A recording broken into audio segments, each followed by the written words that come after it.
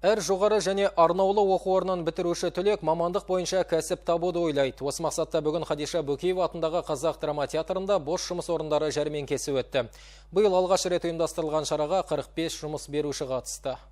Маңғыстаулық Махаббат Жалғасбаева болашақ географ. Махамбет Өтемісов атындағы Батыс Қазақстан мемлекеттік университетінде оқиды. Таңдаған мамандығын жетік меңгерген жас 2 айдан соң қолына диплом алады. Жұмыс берушілермен бетпе-бет жүздесетін мүмкіндікті Махаббат қалт жібергісі келмеді. Мен өзіме географиядан жұмыс орнын іздеудемін, яғни мұғалім ретінде. Сырым ауданында тапсырдым, яғни ол жерге география мамандығы қажет екен. Түсіндіріп өтті, барлық жерді, яғни түйіндемемді алып қалды. Өзім Маңғыстау облысында Жаңаөзен қаласында тұрамын. Әрі қарай осы жерде, яғни бір өзімді сынау мақсатында 2 жыл жұмыс жасап көргім келеді. Балалық шағымнан бері келе жатқан мамандығым өзім сүйікті. Жәрмеңкеге өңірдегі ірі өндіріс ошақтары мен кәсіпорындар, аудандық білім беру бөлімдерінен арнайы мамандары келген. Жұмыс берушілер 800-ге жуық бос орын ұсынды. Құрылыс, медицина қызметкері, мұғалім, инженер мамандарына ұтымды ұсыныстар бар. Бұдан бөлек студенттерге дипломмен ауылға жастар тәжірибесі бағдарламалары егжей-тегжейлі түсіндірілді. Бірегей бастаманың бірі жас Project жобасы. Бүгінде 20 батыс қазақстандықтың өтінімі республикалық кеңсеге жолданған. Жас Project деген бағдарламасы бар. Осы жерде кісілер 10-та ұсынып жатыр. Ол кез келген азамат өзінің жобасы болса, сол проектке қатысып 1 миллион теңгеге дейін өзінің бастапқы шаруасын жүргізуге мүмкіндігін алады. Ол грант ретінде беріледі, қайтарымсыз. Міне оған да тапсыра алады мысалы.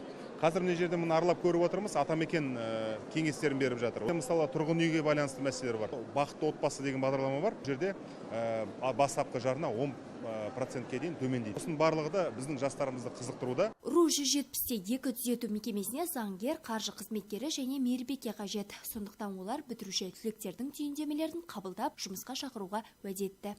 6 жастың резюмесі біздерге тапсырылды. Қазіргі уақытта осы заң жас қызметкерлерді шақырамыз.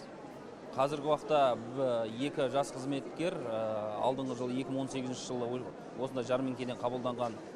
Біреуі мед бөлімде қызмет атқарып жатыр, біреуі сол мекемеде экономист болып жұмыс жасап жатыр. Қазіргі уақытта жұмыстарын толықтай үйреніп, жақсы жұмыс жасап жатыр. Жергілікті өндіріс орындарына білімді, білікті мамандар аса қажет. UNICEF компаниясында да жастарға жұмыс бар. Жол құрылысымен айналысатын компания бізге жұмысшылар қажет болады. Осы жаз айында жұмыс басталады уақытымен. Водитель бүкіл категориялары, механиктер, инженер геодезист, жалпы 25 жұмыс орын ұсынып отырып, қазіргі таңда 10 шақты резюме қабылдап отыр. Жәрмеңкеге 2 қолға 1 күрек таппай сенделіп жүрген жастар да келді. Қазір халықты жұмыспен қамту орталығында мұнда 471 жас тіркеуде тұр. Жастар жылында оларды еңбекке тартуға басымдық берілмек, яғни бизнес бастау бағдарламасы не қысқа мерзімді оқыту курсы арқылы кәсіптің қыр-сырын үйренген жұмыссыз жастарға шілде айында арнайы гранттар бөлінеді.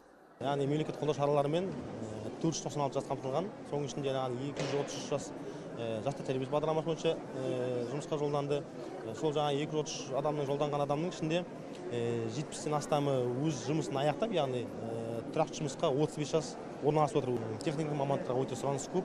Қаңғырық қаласы төңірегінде үлкен кәсіпорындарда, заводтарда, сонымен қатар аудан бойынша кететін болсақ, ол жерде көбіне яғни мұғалімдер, дәрігерлер, балабақша қызметкерлері, әлеуметтік қызметкерлер сондай мамандықтар тапшы. Бұл күні сондай-ақ soft skills семинар тренингі ұйымдастырылды. Психологтармен кездестіріп, әртүрлі тренингтер ұйымдастырып тұрамыз жұмыс іздеуші жастарға. Ол енді біздерде 2 ай сайын біздерде бұл soft skills өткізіліп тұрады. Әрі компанияларды арнайы шақыртып, осы жұмыс іздеуші жастарға өздерінің бос жұмыс орындарын ұсынып, жұмыс іздеуші жастарды түйіндемелерін әкеліп, өздері сол компанияның жұмыс берушілерімен кездестіреміз. Жәрмеңкеге шамамен 600-ден астам жас келді. Жұмыс іздеушілердің түйіндемелері келешекте арнайы электронды базада жасақталады. Бұл жас мамандардың жұмысқа орналасуына ықпал етуге бағытталған тағы бір қадам. Гүлжан Аюпова, Нұрлан Идиров, Айдос Кесимов, Ақжайық арнасы.